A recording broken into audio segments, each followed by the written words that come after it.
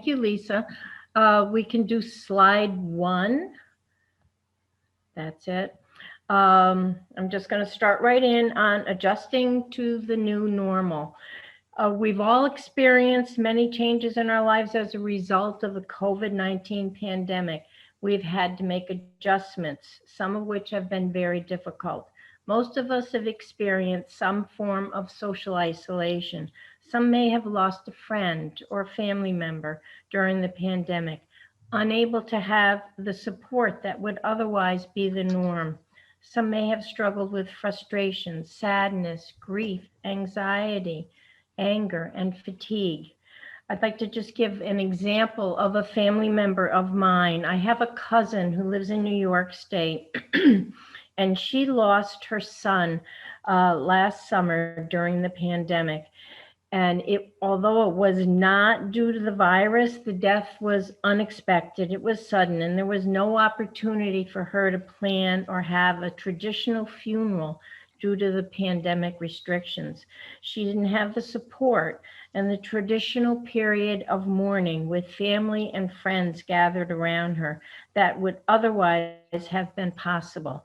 It just made the very sad, tragic situation even more compounded because of the pandemic. I've heard of several situations like this with people having losses and not able to have a funeral that we're used to having, that we would have otherwise been able to have. I also have a close friend who lives in Connecticut, and she was working with her son and future daughter-in-law on planning their wedding. This was supposed to be last June. Obviously, the venue was canceled. The church couldn't have the ceremony there, and they postponed their wedding to a later date. They're still not married. Hopefully this year it will happen. I have another friend in Connecticut, and their son and his fiance were also planning on a wedding, and they chose a different way. They chose to do a small backyard wedding instead of the venue that they had originally planned. This worked for them. They were able to get married. They moved to their new house, and they will have a celebration as things open up. Most of us can recall situations in this past year that have been very sad, upsetting, and in the least inconvenient. I also know a friend, someone, his name is Doug Reed, who's an evangelist. He travels place to place with his wife for the purpose of sharing the gospel and drawing people closer to God. During the pandemic, most of what he could do was shut down. He felt grief, but not like grieving a loss or a death of a loved one. He explained that he felt the grief or sadness for the missed opportunities because this was his calling. This is his purpose. So a different kind of grief, but one nonetheless. You can do slide 2. What a year it has been. The world has been turned upside down the past year. It has not been within our control, and it has not been our fault. What we have been able to do is work with what is within our control. This is a good lesson and something we can always do. What has helped you to cope during challenges in the past? Examine your strengths. What strengths can we use to help us to cope? This is different for everyone. The pandemic has given us the time and the opportunity to learn about ourselves and what is important to us.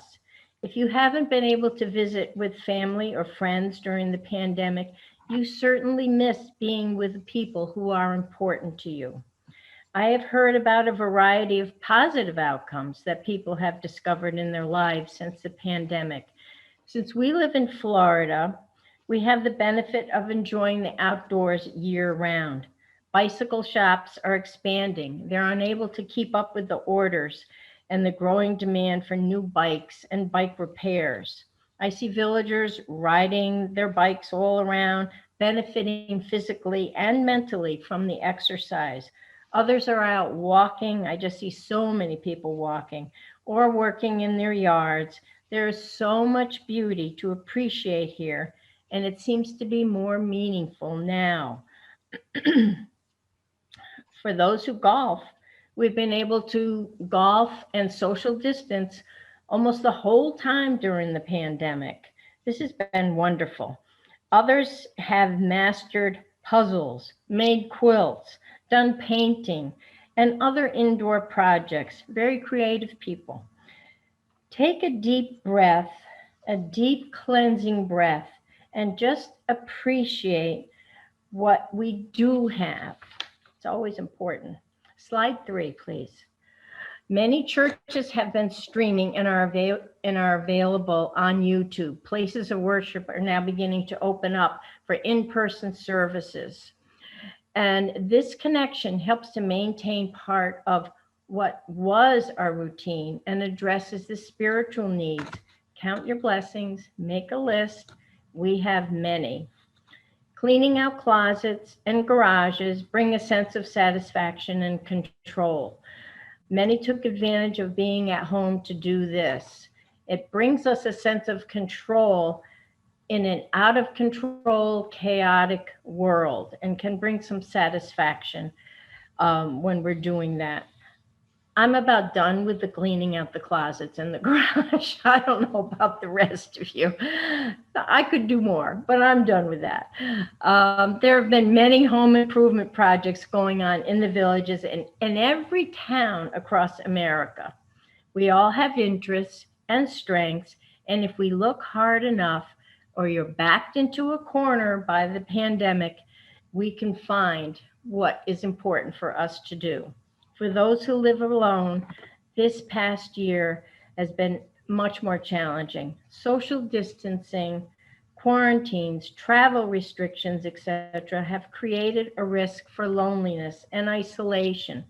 We can all reach out to a neighbor who may be alone, if only with a phone call or a card. Everyone has addressed these changes in their own way, some in a positive way, and unfortunately, some in a negative way with inappropriate coping strategies such as overeating, alcohol, or substance abuse.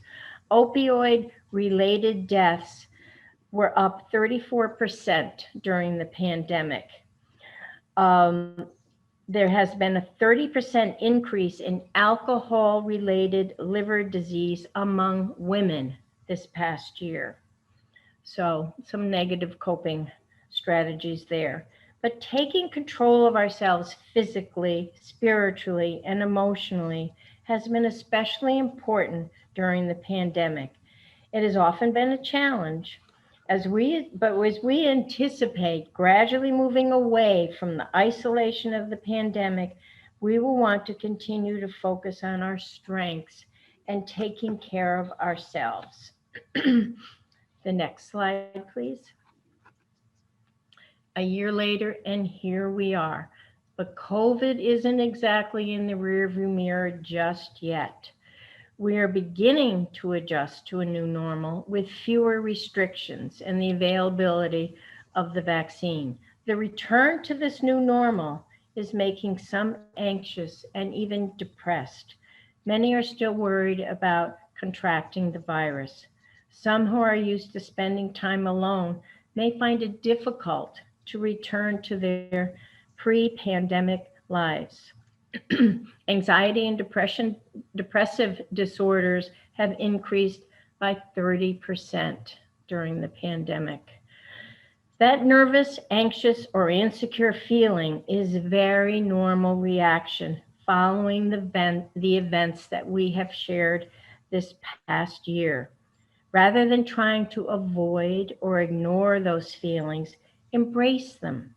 You can redefine what your life will be now. What is important to you, and how are you going to carry on post-pandemic? Take your time. There's no need to quickly resume former pre-pandemic life, even if you have been vaccinated. There's no need to cram everything in all at once. Everyone has their own idea and understanding of what feels safe for them. Go at your own pace. Going slowly is the best way to manage stress and anxiety during the return. Take your time to readjust to the new normal. You don't have to see everyone in the first 2 weeks. Engage in candid conversations. Have conversations with friends and families and others you want to see, where you discuss what would be comfortable for all of you. If people have an open dialogue, they can make it easier to compromise or find an activity that works for everyone. We're all trying to reintegrate back together. If you're uncomfortable with a situation, you certainly have the power to say no. Having a plan can make the situation easier. The next slide. Set boundaries. uh, if you're wary of seeing people or nervous about some interactions, it's okay to take a step back. Develop a window of tolerance, a zone of comfort that works for you and that you can socialize within, adjusting it as things open up more and you feel more at ease. You can slowly increase your bandwidth or your level of tolerance. The vaccine, COVID-19, has unhinged our lives in countless ways. To some, relief lies within the vaccine. For others, they refuse the vaccine for various reasons. Some are at a wait and see. There are also political implications which impact some. Whatever people decide, we all have the freedom of choice. However, there may be restrictions for those who are not vaccinated. This is yet to be determined. For those who choose the vaccine, there is an element of safety and the freedom that comes with it. It is the light at the end of the tunnel, but only time will tell. Regardless, we need to proceed with respect and tolerance regarding different opinions. What do the new freedoms mean for me? How do you feel about it? As restrictions are lifting and we begin to socialize in person, some people are saying that while it's wonderful to visit friends and family in person, it can leave us feeling depleted or exhausted. The reactivation of socializing in person can leave us exhausted. There also may be a flood of social invitations after being vaccinated. We need to gradually re-enter the social scene. Research tells us that social interactions extending beyond 3 hours can lead to fatigue later on for some people, depending on the time spent socializing and the intensity. Chris McLeod, a social worker and author of the Social Skills Guidebook, says the feelings of fatigue and depletion are likely due to three factors. First, those who haven't been socializing during the pandemic aren't used to seeing people in person. For example, the experience of managing a group conversation bigger than what a person has experienced over the past year could cause the person to think harder in the moment and thus take more energy. There's also the problem of socialization anxiety. If you're mildly nervous, or maybe don't even realize that you're nervous, you might feel tired or depleted. While people think of anxiety as a mental state, there are also physical components that can lead to fatigue. It can make you perspire, raise your heart rate, raise your blood pressure, and all the things that are wearing on your body. According to social psychologist Julie Blackman, she says the tension, nervousness, anxiety can be part of the reason people are feeling more fatigue after socializing. Another reason is that people are being more vigilant while socializing. We have become extra vigilant because we've learned to fear socializing in person this past year, and we're still a little afraid. maybe even a little traumatized by social interactions. McLeod and Blackman say that human beings have a threshold or a baseline and how much social interaction a person can handle until feeling depleted. This varies from person to person. Large groups or packed restaurants may cause a person's tolerance for social stimulation to shrink. The whole ideal of a threshold or a baseline is different now because of the pandemic and the fear of socializing. The baseline has shifted, so we tire sooner. However, our tolerance can be built back up gradually as we increase our socialization, again, at your own pace.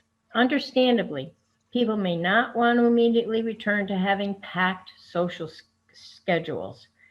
It will be an adjustment and a personal decision on whether or not to return to a pre pandemic routine. We may choose to make permanent changes and have a new normal. We can look at our experience and determine if something can be gained or learned. We have certainly learned what is important to us. Maybe more meaningful and deeper social interactions would be more beneficial. Rejoining or joining a spiritual community can provide the connection and the support that is often needed. Next slide, please. Post-pandemic trauma. After the trauma of the pandemic, people's return to normal will vary. Some will return to pre-pandemic normalcy relatively quickly. Others may struggle, according to the experts. I'm sure we've all seen that amongst our friends and family. It's not universal joy. Some are excited and hopeful about being freed up. Others might feel anxiety and stress. Some could be dealing with substance or alcohol abuse or eating disorders or other inappropriate coping behaviors. This may have been exacerbated by the pandemic. Those with a history of anxiety may be especially vulnerable. Some express anxieties about leaving the house now that restrictions are lifted. These worries can be characterized as a cave syndrome. The cave was our house. The cave kept us safe. So now we have the cave syndrome, fear of missing out, fear of going out. This phenomenon, which Florida-based psychiatrist Arthur Bregman says is increasing, he's seeing increasingly in patients. It refers to the avoidance of going out for fear of catching or spreading COVID. Caution throughout the pandemic has helped to keep us safe. Increased access to vaccines has ushered in a gradual lifting of restrictions and increased ability to socialize with others. This can pose challenges for those with a history of an anxiety disorder or obsessive compulsive disorder. A recent American Psychologists Association survey found that 45% of adults report feeling uncomfortable about returning to in-person interactions as the pandemic ends. People will need to adapt to going out. Next slide. In recent small study of 240 adults in psychiatry research, it was discovered that social anxiety syndrome increased during the pandemic, as did feelings of isolation. With the vaccine rollout, more people will be returning to safely seeing others in person. If this makes you anxious, you're not alone. Take it slow and discover ways to cope. Ask yourself questions about how you're feeling about socializing now. Identify what triggers your anxious feelings. Julia Jarrett, a social worker and mental health provider, relates, it's important to pinpoint scenarios that make you anxious. Be as specific as you can. When you determine what your triggers are, Use them to decipher social situations that would feel more comfortable to you. This can help you to generate control. A lot of the anxiety we're experiencing related to COVID-19 may be due to what we don't know. What risks are out there that we can't yet determine? Pace yourself to avoid feeling overwhelmed. Start socializing with those who are closest to you for brief periods. Set small, manageable goals and increase based on your comfort level. Maybe begin with outdoor situations with one or two people. Once this is comfortable for you, increase the number. This desensitization is an effective method to gradually decrease the anxiety that you are feeling when the trigger is present. By getting to know what triggers your anxiety and your symptoms, you can make intentional choices about what feels comfortable and safe for you. If needed, a professional can help you to create a good action plan. Next slide. When we are anxious or nervous, and we've heard this, probably all of us, many times, there are calming exercises that we can use to help manage anxious feelings. I'm not going to demonstrate them, I'm just going to review them. But one is practicing visualization exercises. You close your eyes. Visualize a scene or a place that you find calming. I like to close my eyes and picture myself at the ocean with the waves going in and out, and I could practically fall asleep with that. Maintain this for a few minutes until you feel less anxious. Hopefully, your heart rate will slow down, your body will feel more relaxed, and this may take only about 4 minutes. You can also try breathing exercises. Close your eyes. We always start by closing our eyes. Close your eyes. Start to notice your breath.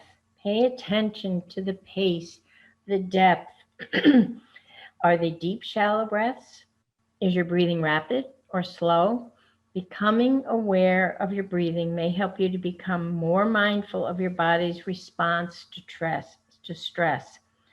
Slowing your breathing to lower your heart rate, slowing anxiety, and relax your body. This can be very effective. You can also combine both the visualization and the breathing exercises, and that can be very effective. So again, you'll be closing your eyes and you're concentrating on your breath while you're visualizing that peaceful, relaxing scene. And that will hopefully release some stress and tension that helps you focus on something where you're reaping the benefits of the deep breaths. We can't control what's going on in the world, certainly not the pandemic, but we can control how we take care of ourselves. Self-care is the single best thing we can do for ourselves in every situation. Next slide. Make self-care a priority. And this goes all the time, not just after a pandemic or during a pandemic. Ensuring your own health and happiness is critical. Define what you need and want. We all need the basics: sleep, adequate food and water, physical movement, etc. But what do you want?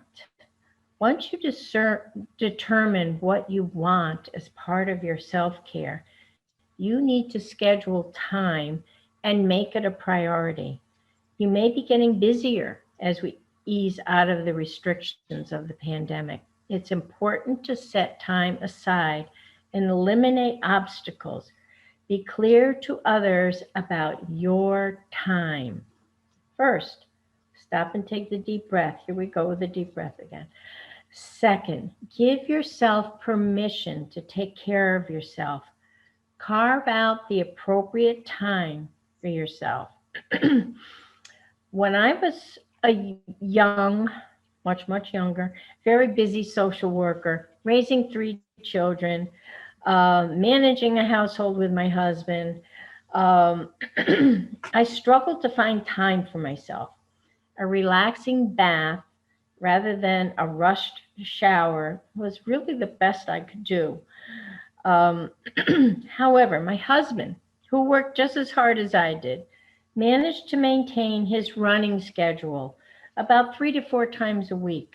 While I admired him for his diligence in consistently fitting in his running routine, which also relieved his stress, I have to admit that I was a little envious.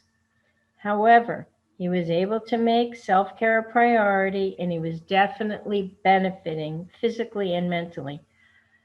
I needed to make self care a priority, especially if I were to continue managing my household, caring for my family, pursuing my career, and maintaining my health. Making self care a priority is not a selfish act, it is a necessity. We've all been on an airplane, and whether it's ever happened or you've imagined that if there were an emergency, the oxygen comes down. You put the oxygen on yourself first and then on your child. We take care of ourselves first, or we can't take care of anyone else.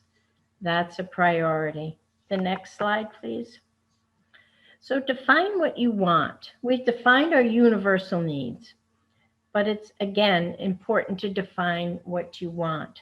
What brings you joy? What brings you peace? Do you enjoy time in nature? Does music help you to relax? Or do you love to sing along with music as relaxing? I do that, and it's probably obnoxious to other people, but I like it. What about your spiritual needs? What activities do you enjoy? Inside, outside, by yourself, with others? Your wants and needs are valid. Even when we're very busy, we can find the time to do something for ourselves. Schedule the time and minimize obstacles. Think about what's reasonable in your current situation. Consciously set aside time. In doing so, you're giving yourself permission that this is important. What I do for myself right now, and of course a little easier because I'm retired, I schedule time in the morning for my exercise routine. I also make Bible reading and prayer a priority. These are important to me, and I plan for them. When I skip them for one reason or another, I feel that I really missed out. To make self care happen, you need to plan for it, schedule it, put it in your phone, put it on your calendar, eliminate the hurdles and obstacles, and add positive reinforcement to develop this new behavior. Remember what you're doing and why it's important. Be clear with others so that the expectation is that the time you have carved out for yourself is important. Set boundaries and focus on your goals. Encourage others to do the same for themselves. Next slide. Nothing is absolute or perfect, but making self-care a priority will help you toward becoming a healthier and happier you. When you care for yourself, gradually adjusting to the new normal will be a natural progression. Thank you. Any questions? Hi there. That was great. Thank you so much for those tips. Those are things that we should be thinking about all the time. It's hard to carve out those moments for ourselves and to think about ourselves as a priority. I know it gets crazy, and now with more things to do, it's hard to prioritize ourselves. So thank you for that. I wanted to ask you some questions. What if you're still frightened to go out? I know this is hard, or to be in large groups or go into restaurants. I have that fear. I still don't really want to go to restaurants. I prefer to just maybe sit at a park alone and with one maybe other person at a park bench, and eat at a picnic table outside. I still have those thoughts of not wanting to be in big social situations. Is that normal? I think it is normal, Lisa, and I hear that from a lot of people, and I feel some of that myself. First of all, and I said it throughout the presentation, um, I recommend take it slow. Don't jump in all at once. And that's different for all of us. Some of us are very comfortable, and I see people who are out there face to face socializing, and whether they're vaccinated or not, and they seem to be okay with that. I walk out of the house and I say, oh, gee, where's my mask? Even though I'm going somewhere where I'm playing golf, I don't need a mask. Um, but most of us have become accustomed to social distancing and wearing the mask, and that's kept us safe. So now we have restrictions lifted and more people are vaccinated, and we can begin to drop the mask in many cases and be with our friends. For some, these new freedoms might trigger the anxiety that I talked about. After all, what were we doing for over a year that has kept us pretty safe? Learn to recognize this in yourself as perfectly normal reaction and take a step back. It's different again for all of us. Let your friends know, or your family that you're going to be with. Have that conversation. I'm not comfortable doing this with this large group. I'm going to have to take a rain check, or I'll see you outside and I do a few of us maybe for lunch on a patio type of thing. Re-enter the world slowly. It will likely be a new normal, not just as we remember it prior to the pandemic, and just go at your own pace.